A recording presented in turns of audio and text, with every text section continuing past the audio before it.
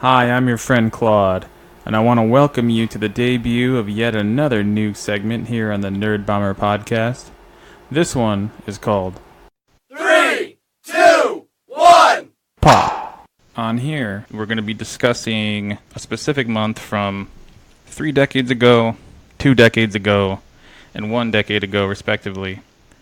And since we are currently in the month of August, we are starting with August, oddly enough. Who wants to go first? Well, I haven't been on in a while, so I think you can go first. It's not the way I was expecting that to go. Okay. We're going to start with August of 1988, which is shocking to believe it's 30 years ago, but it is. And for my pick for 1988, I have chosen the debut of a summer tradition in professional wrestling. That's right. I'm talking about the very first SummerSlam.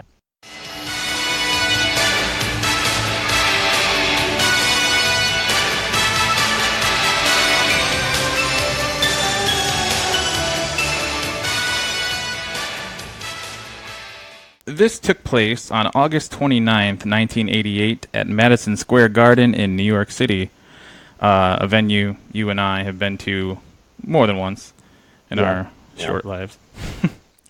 The highlights from the very first SummerSlam include the Honky Tonk Man's record intercontinental title reign, which still stands as the longest ever to this day at 454 days, being broken when the Ultimate Warrior defeated him in 31 seconds for his first championship title win ever. I don't know if that was his debut, but it was pretty early on in the Warrior's WWF run. So he kind of came out of the gate swinging at full power. I always said that the Ultimate Warrior and Goldberg kind of had almost like a parallel kind of thing going on. I mean, not at the same time, obviously, but their careers were kind of the same in a sense that, the Ultimate Warrior would come out and would beat someone in like less than a minute. He was like the Mike Tyson of wrestling in his day. Also notable was a rare instance of Bret Hart eating the pin as the Hart Foundation unsuccessfully attempted to win back their tag team title belts from reigning champions Demolition, who, until 2016, also had the longest reign with their belts at 478 days. And that record stood for 28 years. Now a team called the New Day holds the record at 483, so just barely edging them out, which is pretty lame. Finally, most fans remember the very first SummerSlam for the main event, which was a tag team match between the legendary team of Hulk Hogan and Randy Savage, known collectively as the Mega Powers. The Mega Powers against the Mega Bucks. 4 individuals will definitely have their sights set on each other Monday night, August 29th at SummerSlam 88. And right now, standing by are the Mega Powers, Hulk Hogan and the Macho Man, Randy Savage. Thank God, Macho Brother, I got the Mega Power Psychon going in the 11th hour of this thing. Here's what makes me realize just how large the task is we have to complete. That just tells me and you what we have to do about the situation. Yeah, but at the SummerSlam in Madison Square Gardens, What is it? I want you to do me a favor. I want you to set up the $1 Million Man. Oh, yeah. So I can slam him in the middle of the ring and go to the top rope and jump off and crush him with my big elbow. They were going against the villainous team of Andre the Giant and the $1 Million Man Ted DiBiase, who called themselves the Mega Bucks in response. And the match also had the legendary Jesse the Body Ventura as special guest referee, and he had just appeared at the time in the movies Predator and The Running Man, both with Arnold Schwarzenegger. And it's oddly enough, it's funny to note that they would both go on to become state governors, which is kind of crazy. Yeah, that is kind of weird. So besides all that star power, the reason people really remember this match is the moment when Miss Elizabeth enables the Mega Powers to secure the win by getting up on the apron to argue with Jesse Ventura and then ripping off her skirt to distract the other team so that Hogan and Savage can each land their finisher on DiBiase. And of course, Hogan gets the pin, which solidifies the Mega Powers as a team and makes SummerSlam 88 a memorable part of pro wrestling history. Well, my first thoughts are, I remember that, but I think it's kind of odd that they had her take her skirt off to distract them, because that's not, I mean, that is kind of distracting when a woman is like fully dressed but not wearing pants. There's just something that doesn't fit right with that, you know. Yeah. But yeah, I do remember that. I was really we were both really young, so it's kind of funny that I can remember that vividly. But I think I was probably more confused on why, since I was 7, on why that was distracting. I don't know, but Well, I definitely remember the Mega Powers being a thing.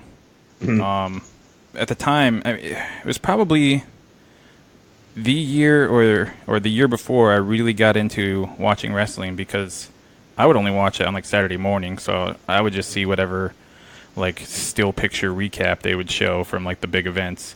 But obviously they were still promoting the hell out of the big stars. I mean, you would never see Hogan or Savage wrestle on Saturday morning, but you would see all the hype from whatever happened, Yeah. on prime time or whatever, or in pay-per-view. well, you'd also, if you did see a big name wrestle on the Sunday show or whatever, it wouldn't be against another big wrestler. It'd be some Yeah. tool. So it was. I remember that was kind of it kind of stinks because I had to wait until it came out on VHS to rent it, Yeah. so I could see what actually happened and watch the big matches. But yeah, it was just weird. Like on Sunday or Saturday morning, now it's like completely different. I mean, when we were, when WCW was at its height, I mean, Goldberg beat Hulk Hogan on Monday Nitro, which you never would have saw a match like that, in the WWE in like 1988 or whatever. Right. But yeah, that was pretty cool. I do remember, the Mega Powers and stuff like that. Also, that was kind of big. I remember they had their little rivalry too, around that time. Yeah. Also, It was this I don't know if this even lasted for a full year, but of course this led to them, having a snafu and then becoming rivals. yeah, But the taking off the skirt thing, it was a big deal at the time because they didn't really ever have like even a remotely sexual angle much in mainstream wrestling, and especially the Miss Elizabeth character was kind of the opposite of that. It was always like super classy and demure and all that. So I guess Right. behind the scenes, apparently she even like put up kind of a fight to doing it because she didn't think it was consistent with her character. But Vince McMahon gets what he wants in the end. yeah. Yeah, it was a big deal. Everybody remembers it, so I guess they did something right. See SummerSlam 88, Monday night, August 29th at 8 p.m. on a pay-per-view basis of SummerSlam 88, a pay-per-view event, Monday night, August 29th.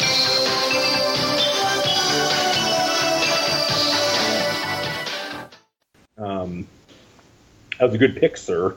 Well, thank you. Well, in venturing into the wide world of sports again, my pick was on August 6th, Oakland Athletics outfielder Jose Canseco becomes the 11th Major League Baseball player to record 30 home runs and 30 steals in a season. Nice. Now, later on that year, he would become the first ever player to record 40 home runs and 40 steals in a season, so he was the first 40-40 man, they called it. He's leaning a little bit right now. He's running. There's the throw. Number 40. Jose Canseco, the first man ever in big league history to do it. And now he's asking the umpire if he can take that second base bag. And he's saying no. The umpire says he can't have it. He's getting a standing ovation from his teammates on the top of the dugout steps. And the fans are standing also. So Damn, both in the same year. Yeah, it was the same year. Well, because the season would go until September, so I think he did it later in the season because at the time, it still takes you a while to culminate your stats or whatever. But I picked that. I would say because 1988 was when I was a kid. It was my first memorable, or not really memorable, but the first time I can remember being interested in baseball cards and really interested in baseball. Right. And there's always some phenom player that everybody likes, and you have to get their cards because they're worth money. And Jose Canseco was that guy at that time. I mean, my favorite player when I was a kid was Darryl Strawberry, hands down. I also like Howard Johnson from the Mets as well. But Jose Canseco was if you had a Jose Canseco card, you could go to the card shop, and sell it for a couple bucks if you wanted. To get something else. Or he was the guy. He was the hobby guy at the time. So I picked that just because it's, it was a time, when you're like a kid, it's like one of those memories you have as a child where it's like everything's perfect, it's awesome, and then it's like hopelessly crushed like 20 years later.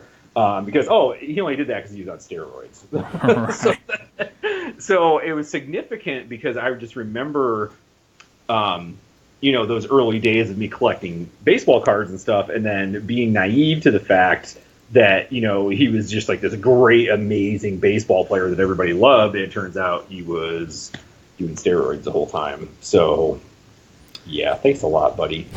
Well, at least it turned out that pretty much all of them were. Yeah, in one form or another. Like Mark Dwyer and all those guys, but so yeah, that's what I picked. Yeah, I mean it's kind of the same story for me. Probably got into collecting cards right around the same time. I think that probably explains why if you go back and look at like the few pages of cards that I still have from my youth, most of them are from 1988. They're I forget, it might have been. I think it was Don Russ. They had like that blue border with like the red, like pole-looking thing in the middle of it. Like yes, a little streak of red. That was 88. Yep. So many of those. Well, the funny thing too is I remember back in 1988, you could go. I mean, you could buy packs of baseball cards like anywhere. I mean, you could go to the drugstore, you go to the gas station, you go to Bill Brothers on the corner of the street I grew up on, which is basically just like a dairy convenience type store. They had baseball cards there. Right. I mean, it was crazy. You could get them anywhere, but now it's like, it's more like a big box store or like a card shop thing. Like you can't just get a pack. I mean, I see packs of cards like in weird spots sometimes, but it's just like they're not as prevalent as they were, back then. They used to go basically anywhere. Well, like you said, like the gas station used to be my number one source for most kinds of cards, but especially baseball cards. And I don't think I've seen a gas station sell cards of any kind in years. I mean, Walmart still carries them, and then like I've seen some here and there in dollar stores and stuff. But like, you almost have to go to a specific place now. It's kind of, I don't know. It's like anything else. It makes you a little bummed, but I mean, I'm not really buying them as much either lately. But yeah, those are definitely good memories. I used to ride my bike forever just to go to the gas station, and if I could get more than one pack, it was like a special day, and it was just like, because when you open that pack and you go through them all, and you get maybe one that you're like really excited about, and it's already over. You've already looked at your 8 cards or whatever. It's kind of like, damn it. Yeah, no, it's like, you're right. I mean, I'm still the same way. Like if I buy, like I'll go on a buying binge on eBay or something and buy a couple cards that I really want. And I'm like, I'm waiting. And they come in the mail. I'm like, I got it. I open it. I'm like, this is awesome. And I put it down. I'm like, okay, what's next? Like it's complete. It's just like over with, like immediately. It's the same thing, like you said, even with buying the pack of cards. It's like, I mean, now I'm a little more knowledgeable, so I know who like the good players are and who they aren't. But back then, it was just like, is it a Mets player? Is it exactly. Like that's. I mean, all I wanted was Darryl Strawberry or Jose Canseco. You know, so. Yeah, I definitely remember Jose Canseco being a big deal at the time. He had quite a run there for a little bit. And his rookie card was only like 2 years before that, I think, right? Yeah, I think it was 86 was his rookie card. 86 or 87, I can't remember. But yeah, it was a really expensive. It was like one of those cards like that was like, probably like $50 to $100, right. At the time. And now it's like $2 maybe, $3. I don't know. Unless you got some weird variant or something that like nobody has, then that one might still be worth $200 or something. Yeah, or if it's like a really pristine copy of it, you can still get some decent. But I mean, there's people. You'd be surprised though. There are people that collect and will pay for cards, of him or some other player that might not be like necessarily like a Hall of Famer, but they still like him. I know I'm a part of a Facebook group.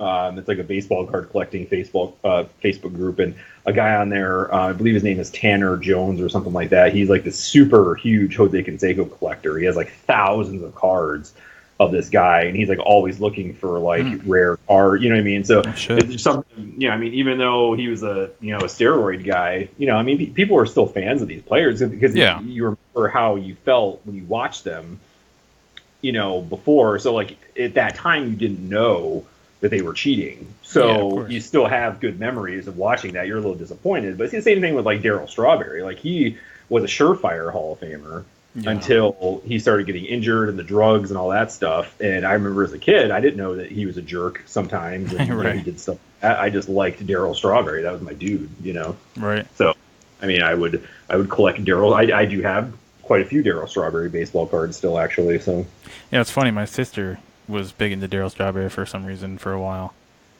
That was like her guy. I think it might have been like the only player's name she knew or something. But all right. Well, on that note, that's a very is a little bit of the hottest song of August 1988 to take us forward for the next 10 years into 1998. See you on the other side.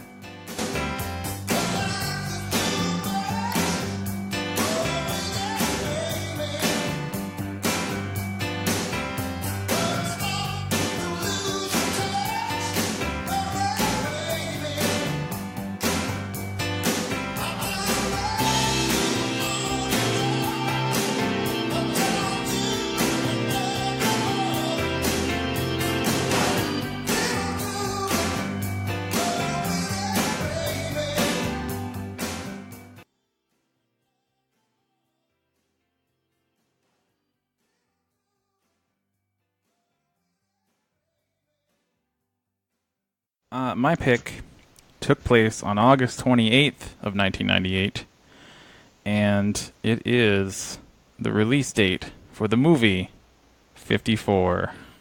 54, where too much was never enough. A kid like you can get anything he wants. A scheme was in the works. Hi, you want to join us? A fortune was being concealed. What the IRS doesn't know won't hurt them. And revenge. Help me! Was about to make it all explode. Ryan Phillippe, Salma Hayek, with Ned Campbell and Mike Myers. 54. 54. 54. I was expecting something more epic, but August of '98 was a dead zone for movies, especially movies I've seen, and the only other one that I considered was Blade, but I feel like I've talked about that a few times recently in the past few episodes of the show, so that was something new. But it's kind of relevant to, I think, our memories in particular, because it kind of capitalized on the 20-year trend cycle, bringing back, like, having a resurgence for disco at the time. And that was pretty big. And, I definitely remember, I definitely remember there being some decent hype for the movie, but also I remember being caught up in the disco return for a while. Especially I can remember, like, spending a whole day of shopping with you and your parents looking for the R-rated copy of Saturday Night Fever. Yes, yep. Because all the stores only had the PG edit. Well, I remember because I was shocked because the first time I watched that, we rented it from the video store, like Video Circus or whatever it was. Right. And yeah, it was very it was very appropriate. And then when I saw it again, I was like, I don't remember it being this bad, and I don't think my parents would let me watch that, so I didn't realize there was two different edits of it. But yeah, it was actually pretty bad. I mean, it was bad, especially according to today's standards. But I mean, there was a lot of swearing and sexual content for something, But that's kind of like the disco era, I guess. But yeah, well, I mean, it's like finding out, there's two different versions of anything that's like opposite ends of the spectrum. I mean, PG is family friendly, maybe just past that, but like the regular full R movie is, it's like watching, I don't know, The Godfather, where nobody gets shot or something, and then finding out like the real version. Oh shit. Well, it's funny you just mentioned that because we were watching that on like AMC showing it uncut, and there was the part where we were just watching it in the living room, and like one of the kids were in there, right. And it's that part where they're waiting to find out where Michael has to go to shoot the police captain, and Sonny's like, "Yeah, I don't want him to come out of the bathroom with just with his dick in his hands or something like that." I'm like, they didn't edit that out. I'm like, what is going on? She's like, "Oh yeah, it's uncut." So anyway, anyway, back to 54 Disco. Right. Yeah. So the movie itself is it's like a fictional plot based on the real life rise and fall of New York City's infamous Studio 54 dance club, mainly during its initial run from 77 to 1980. And the movie has kind of an ensemble cast of fairly well-known names. Some were less well-known at the time, but would go on to become well-known. But some of those include Ryan Phillippe, or Felipe, I'm still not sure how you say that. Selma Hayek, Nev Campbell, Mike Myers, Celia Ward, and Breckenmeyer, among others, including several cameos from celebrities that who both were and were not at the actual Studio 54, but some of them got to play pretend for the movie. I saw Stallone's name on the list of cameos. I know he was definitely back there in the heyday. Yeah. Liza Minnelli's sister. I know Liza was there, but I don't know if she was there. But either way, there's a bunch of them in there.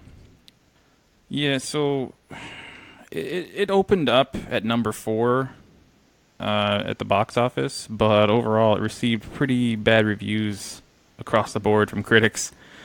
There was one exception. They gave Mike Myers some praise for what was basically the only serious dramatic role of his entire career. As Studio 54 co-founder Steve Rubell. The main problems that people had with it is critics and pretty much anyone who had a basic knowledge of the story of Studio 54 is that they didn't even need to concoct this like fictional plot when the real life history was so full of fascinating stuff, and they kind of didn't really, it took place there, but they didn't really like highlight any of that stuff. I remember being fairly disappointed when I saw it. I mean, I thought it was like, it looked cool, but that was about it. I don't know. Did you ever see it? No, I have never seen the movie, actually. So, well, I'm not sure why, though. I mean, because like you were talking about, our slight fascination with disco at the time. You think that I would have. Yeah. I didn't. I don't know why I never saw that. It could be because it actually became fairly hard to find. I think the video release was significantly delayed, and and then because of the critical reception, it came out that apparently there's 2 different versions of this movie as well. The movie that was released is the shortest version, and it was the result of a bunch of like reshoots and cuts that the studio wanted that the director didn't want. So then there's another one that's like 40 minutes longer and has like almost none of the studio stuff in it, and they re-showed that at some festival, and apparently people loved it. I don't know, but I guess both are available on streaming, so if you want to check it out, maybe go with that version. I might do that. I don't really have much to input on that, sorry, but well, it is funny because you said that about Mike Myers. That was a year after the first Austin Powers, wasn't it? So that's kind of, it's funny that he would it's like a polar opposite. Yeah. It's it's a weird choice to follow that up, but I guess it makes sense. You kind of want to, I mean, Austin Powers is so over the top, and I guess the 2 Wayne's Worlds before that, and whatever, it's just kind of like maybe just needs a change. I don't know, but it seemed to work fairly well. Yeah, I mean, if he got praise for it, he must have. I mean, he is a good actor. I mean, I remember he had a bit part in Inglourious Bastards. Have you ever seen that? No, I didn't know that. That's cool. Yeah, he plays like a British general or something. It's like maybe like a 5-minute role, but it's kind of, I can't decide if it's like funny or serious because he's doing like his British accent. Right. But I don't know if he's trying to be funny because it's a Tarantino movie, so it's gonna be violent. But there's some humor in some of the stuff that he does. So I'm not sure if he just did that like on purpose to be funny or what, but I would say that was kind of a serious, but I wouldn't really call that a role. That was obviously just a cameo. It's not like a real solid role or whatever. It's not a full, yeah. I mean, he was he did like maybe a day's worth of work for that one scene. Yeah. So that's a good movie though. You should watch that. It's kind of weird though. That was it's kind of like an alternate reality. Right. Yeah. Studio 54 was kind of like you said, infamous. I mean, there was a lot of drugs and stuff like that involved. I mean, anything really in the disco era at that point, or even in the 80s. New York City, it's kind of hard not to. Drugs and sex and tax evasion. Tax evasion, that's a good one.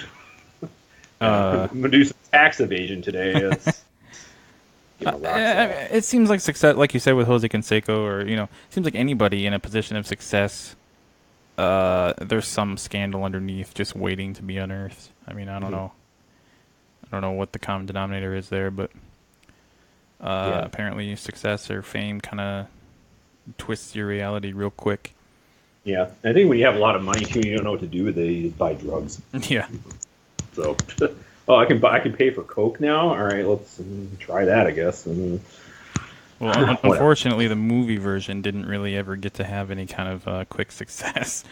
It had a $13 million budget and basically broke even, making just under $17 million in its run. And it has a score of 4.2 out of 10 on Rotten Tomatoes, and was nominated for 2 Razzie Awards, one for Ryan Phillippe as the worst actor, and one for Ellen Albertini Dow, who was in a much better movie in 1998 called The Wedding Singer. She was nominated for worst supporting actress. Yeah, I never really liked Ryan Phillippe that much. I can't. Yeah, I guess Cruel Intentions was probably the best movie I saw him in, but it could have been anybody in the part. Yeah, so I was gonna say, like, that was a pretty decent movie, but like his role I thought was like way overacted. He just acted like, I don't know, I can't even really explain it. I'm not very eloquent when it comes to me telling you why I don't like a movie, but he just was off-putting in that movie. I mean, yeah, he definitely has a kind of odd screen presence. Yeah. So I can kind of see what you're saying there. Yeah. Anyway. I'm not blaming the failure of the movie on him or anything, but I'm sure it played its role. Well, it's not. Yeah, I'd say it's not all his fault, but right. I'm sure it's some of his fault. So, all right. Well, my pick for August of 1998 isn't even close to what you picked.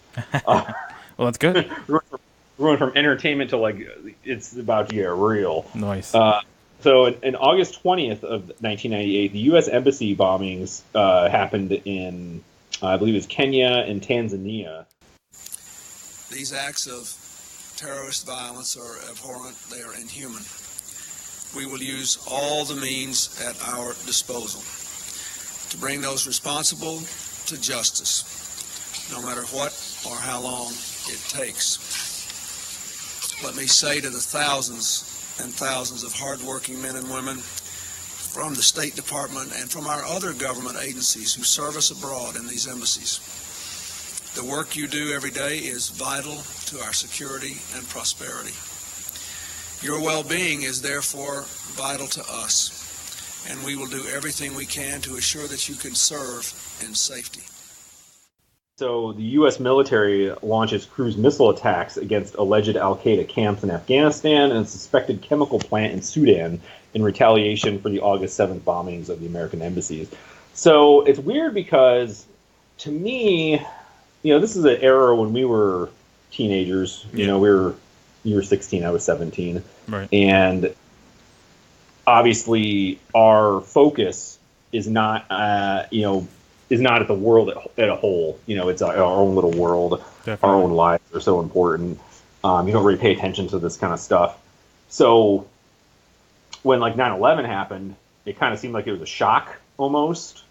Right. But if you were paying attention for the last like 20 years, you would have kind of saw it coming almost, And this is kind of it was almost like a red flag. I'm not saying that we shouldn't have retaliated against that, but this was, terrorism wasn't just like something that happened in 2001, and then we had a president that was going to declare war on terror, and terrorism's bad, and terrorism is a completely made up concept anyway, but a lot of this stuff was happening in the decades before 9/11, you know, and you could see things starting to they're starting to swell, you know. I mean, For sure. Look at the Munich Olympics in the 70s with they took the Jewish some of those Jewish athletes hostage and ended up murdering them and stuff. There's actually a really good movie called Munich where the Jewish Mossad gets some like crazy revenge against them, but Right. pretty decent flick. Had Daniel Craig in it anyway. But you know, a lot of this like terrorism type stuff was happening, and we were retaliating, and it was going on. You know, and it keeps building and building. And I mean, even in what was it, 93? I think it was, where they tried to bomb the World Trade Center the first time. Yep, 93. Park Garage. So, I mean, it's not like they didn't try to go after that already, but it seems like, you know, it wasn't that big of a deal because, like, you know, not a lot of people died. Obviously, the buildings didn't come down. Right. You know, it wasn't this, like, horrible tragedy. I mean, it was still a tragedy, you know, in its own right. But, you know, all these things are happening. Then our embassies are bombed, so we got to retaliate against it. It's like there's the groundwork for what's about to happen is being laid. Right. And to me, I was naive to it, as I'm sure you probably were as well. You know, like, Yeah. oh, they bombed our embassy halfway across the world. Let's get them back. And, you know, we didn't, all to do is push a button and shoot a missile. And that's how we got back at them. You know, it wasn't like, I don't know. I just find it kind of not shocking, but really that it happened or that I didn't really catch it at the time. I wasn't interested in this kind of stuff, but something that went on to, you know, affect my life a little more profoundly, you know, just like a mere 3 years later. Right. You know, the stuff started going on, you know. Well, when you're young, I mean, 3 years is a lifetime. It's like a total, especially when you're going from, you know, 17 to 20. That's like, you know, 17 is the last year that you're not 18, so you're still basically a kid. And 20 is like, you know, you at least in your own mind, you feel like, oh, all right, well, I'm definitely an adult now. I mean, it's just a huge perspective shift. And in your case, it was definitely a huge shift in life experience, too. Oh, yeah, I was in the military, so that was right. weird. I mean, I definitely remember these bombings happening, but I also wasn't the attack on the USS Cole the same year? No, that was. I'm pretty sure that was after. I think that was after 9/11, because I think that's when. Really? I don't know. You have to look that up. Yeah, let me look that up. Because for whatever reason, I just run them all together in my brain. And I mean, well, they're all attributed to Al Qaeda, right? That could be. Yeah, why. I think. Yeah. God damn. My typing fingers are not great. Yeah. I'm like that at work too. I'm just like fat fingers. I'm like, that's not what I wanted to type. Like, I'm seeing that it might have been in 2000. Yeah, it was in October of 2000.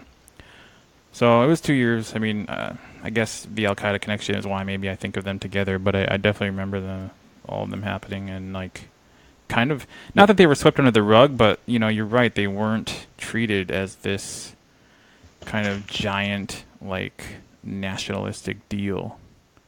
I kind of remember seeing them like as a footnote on the like newscast, and then kind of not again. It's just a different world back then, you know. Now everything. Right. Yeah. Well, it was pre. I mean, it wasn't pre-internet, but it was pre like today's version of the internet. You know, everything was definitely still predominantly like television and newspaper based, and you know, not everybody had like an internet connected computer in their homes yet, and stuff like that. Shit, hardly any people even had a cell phone. Well, yeah, those cell phones then were those big, chunky things. Right. Speaking of cell phones, mine's not working. Okay. Anyway, so I don't really have much else to say about that. It's just I picked it because it was, you know, like I said, it was kind of the groundwork was being laid at that point, and we didn't even know. You know, I mean, we as in like me and you and I. Yeah. I didn't know. Well, didn't even care. Well, like you said, in 3 years we can talk about how that all changed. I guess it's time to move on to 2008 now.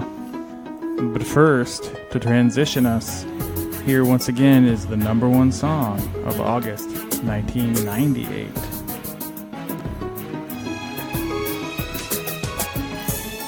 You need to give it up. Had about enough. It's not hard to see. Oh, yeah.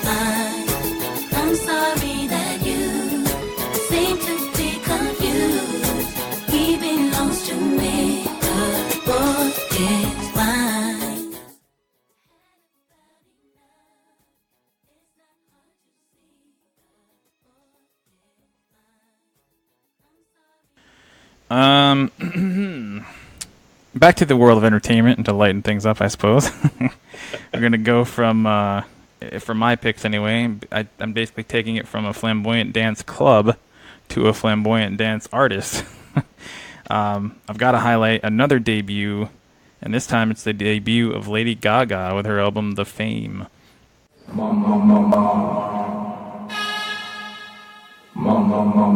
had this dream. I really wanted to be a star. I was fearless with my ambitions.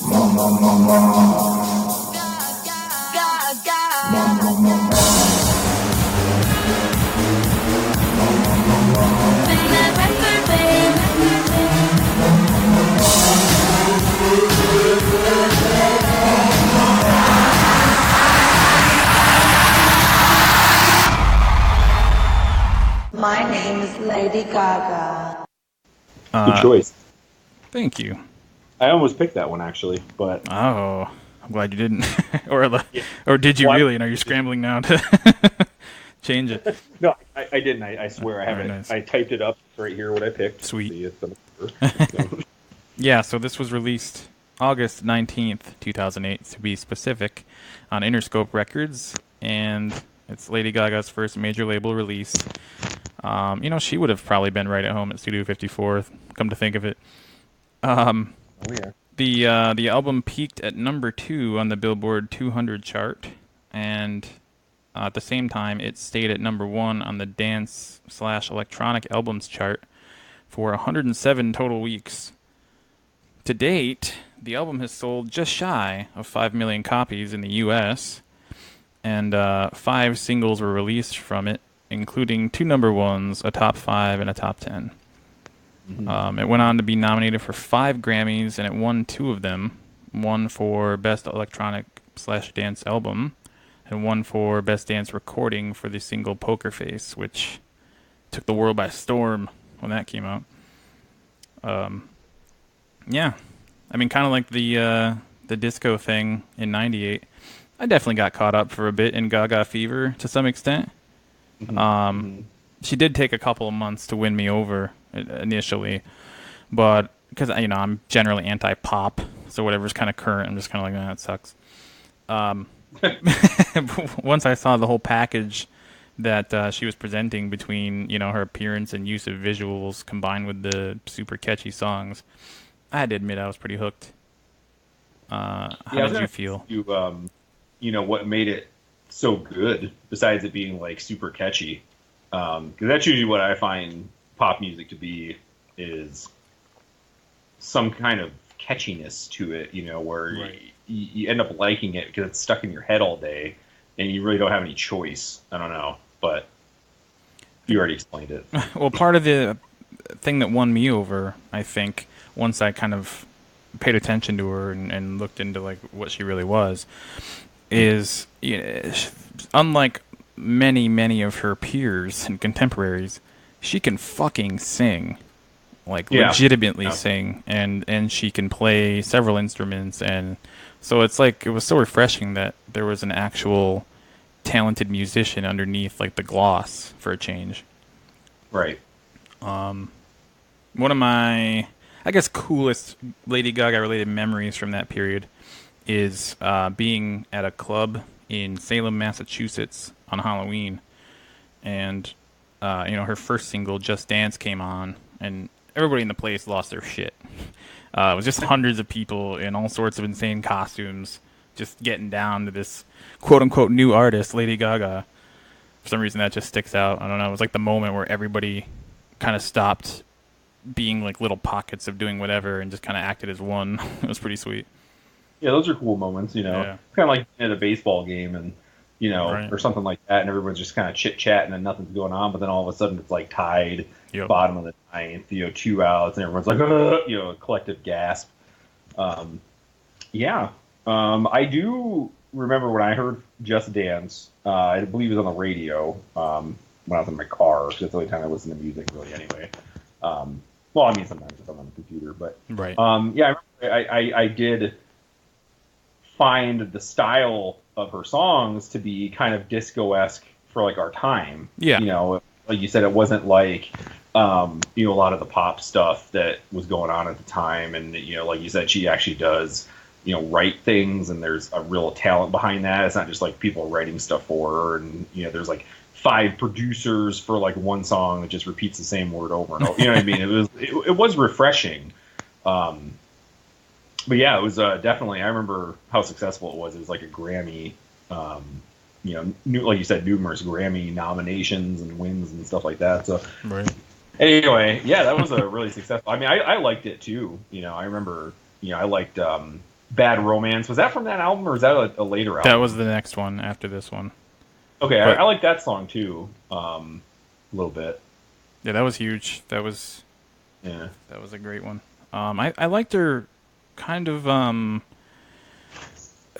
guess wholeheartedly is the word I'm looking for, up until I think Born This Way came out. And I don't know. It's just the songs weren't as strong for me, and just the style had changed. And, you got to do that as an artist. You got to kind of evolve and change. But I just wanted her to keep being this, like, pop powerhouse, I guess. And she had other plans. Well, she ran out of her mojo. Yeah. Well, what's cool on that album is, I believe, 2008, I believe, was the year that we first saw Bruce Springsteen live. 2009. Was it 9? Yeah. It was, Damn it, it doesn't fit my narrative. But what's cool about Born This Way is I believe it has Clarence Clemens' final performance and his guesting on her song Edge of Glory, I think it was. He played a sax part. Oh, yeah. Huh. I forgot all about that. That's crazy. Yeah. Yeah, I was saying, because he was definitely at that concert that we saw. Pretty sure it was 09. Yeah, it was the same year Grandma died. So, yeah, that would be 9. Yep. Yeah. Oh, I'm thinking, okay, 08 was when I went to see Motley Crue for the first time. So, yeah, they all start to run together, I guess. Yeah, that's starting to. I'm like, when did we? I mean, geez, even when we went and saw them, that was like what, like 6 years ago now, 7 years ago. Yeah, I think it was 2011. Yeah, they played with Poison. So. Yep. Yeah, it was a good concert. I liked that concert. It was fun. Definitely. Well, what do you have for the great month of August in the year 2008? Once again, completely on the other side of whatever we're talking about, but on August 27th, Barack Obama becomes the first African American to be nominated by a major political party for president of the United States. Madam Secretary, I move that the convention suspend the procedural rules and suspend the further conduct of the roll call vote. All votes cast by the delegates will be counted, and that I move Senator Barack Obama of Illinois be selected by this convention by acclamation as the nominee of the Democratic Party for President of the United States. Yeah, there's no understating how huge that is. I was going to say, I don't really think I need to explain why that's a big deal, but so I picked Barack Obama. I mean, he eventually became the first black president. Yeah. Well, it's weird because Barack Obama was kind of, if we're being honest, kind of the political equivalent of Lady Gaga in the sense of that I had never fucking ever heard of him until that. It was just like this, oh, here he is. Wait, what? You know? Yeah. I actually heard of him before because I used to work at Barnes & Noble. And when he was senator, he wrote a book. It was not Audacity of Hope. It was the one before that. I can't remember the name of it, but I was interested because it was one of those books that a lot of people were asking about. Where I lived in Virginia, there was a very large black population. So of course he was, a positive figure in that community, and a lot of people were asking about it. So I looked at the like the book flap to see like who he was, and I was like, oh, he's a senator, and I never heard of him until that point either. So I did know who he was when it came out. I was like, oh yeah, that was the guy that wrote that book that everybody liked. You know what I mean? So, but yeah, if you didn't, if you weren't in that specific situation I was in, like you wouldn't have known who he was either. But well, it's just weird because like I got into politics and stuff during like the. From 2000 on, definitely after 9/11, so in the Bush years. And I was pretty steadily following it, probably a little too much from that point forward. And somehow still, I just never heard the name Barack Obama once in my life before that. Well, during those years, though, I mean, there was a lot of, I'm not sure what I'm trying to say, but there was a lot of things that, would distract you from that kind of, yeah. With like the Iraq War, the war in Afghanistan, like the Patriot Act, like Dick Cheney, like all like, ugh, man, don't get me started with that guy. But yeah, it's like all that stuff. There's a lot of like what a lot of people saw as negative. There was like the suspension of like civil liberties and just all this crazy nonsense. There was the Guantanamo Bay stuff with the torture. There was the Abu Ghraib prison in Iraq with that torture scandal. I mean, there's so many things going on that were just terrible at that time. So that's true. And then Barack came, and I have to say, today as I sit here, I kind of miss Barack Obama. I mean, I didn't agree with like everything he did, but he was kind of like the status quo. You know what I mean, for the most part. And well, the country I think misses him, but he put the best face. Well, right, but yeah, that's true. He put the best face of professionalism on the presidency, and that is definitely not what is happening now. No. Not. We don't have to get into it politically. Right, yeah. But no, I know what you mean. Yeah, but it's like, I mean, like I said, I might not have agreed with everything, but I didn't worry about anything, as much as I do now. I'm just like, God, what's going to happen next, Right. Anyway, so it was obviously significant because he became the first African-American nominee and later on president. And actually, I remember, too, my roommate at the time was very involved in his political campaign too. Actually, up here in Saratoga, so I remember that was kind of a big deal for her as well, also being an African American. Yeah. So that was pretty cool. Yeah, I think actually his campaign is probably. I mean, like I said, I didn't really get into paying attention to politics until 2001. So I mean, that's only like 7 years before this. So I don't have much to go on, but. In terms of my memory and life experiences, his campaign was probably the most participatory I've seen people, get as far as like taking action and like trying to get signatures and trying to go out and like knock on doors and things like that. And then like, just the buzz around me was a lot more active than for him. Yeah. Well, and he's like the first candidate that leveraged social media too to get his word out. He was huge on like Facebook and stuff like that to get people active and to get to know who he was and what he wanted. So he definitely appealed to a younger generation at the time too. And I think that's kind of what he was almost like. I wouldn't say he was focused on like the younger generation, but it was definitely geared towards them a little bit more. So yeah, he definitely leveraged what he had at the time to. Yeah, and I want to say Twitter started in 2008 or around there. Yeah. So that kind of lines up. Yep. Okay, I just looked it up. I guess it's officially created in 2006, but I mean, obviously it wasn't catching fire right out of the gate. Well, yeah, it wasn't like popular as soon as it came out. Right. So yeah. That's cool. Barack Obama and Lady Gaga. Boom. Did you see his episode on the new David Letterman show at all?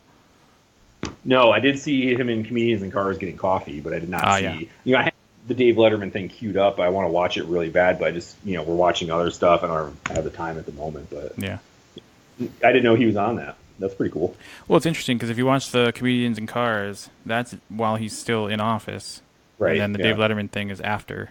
Mm. So you kind of get two different versions or whatever. Probably definitely more candid now than he was back then. Having to say the right thing all the time. That's probably gets annoying after a while. Well, all I will say is I will never know because Dave Letterman doesn't exactly ask him any serious questions. Oh, really? So, I mean, it's Dave. It's a quality program, but he could have been a little more Yeah, let's just say young Dave wouldn't have approached it the same way. I don't think. Probably not. But Young Dave. Yeah, he's got that huge beard now, doesn't he? Or whatever. Oh, yeah. It's like Santa Claus or something like that. That's cool. All right. Well, that does it for me. I guess, yeah, our journey through decades past is over for the month of August. We'll see you in September. September. 3, 2, 1. Pop.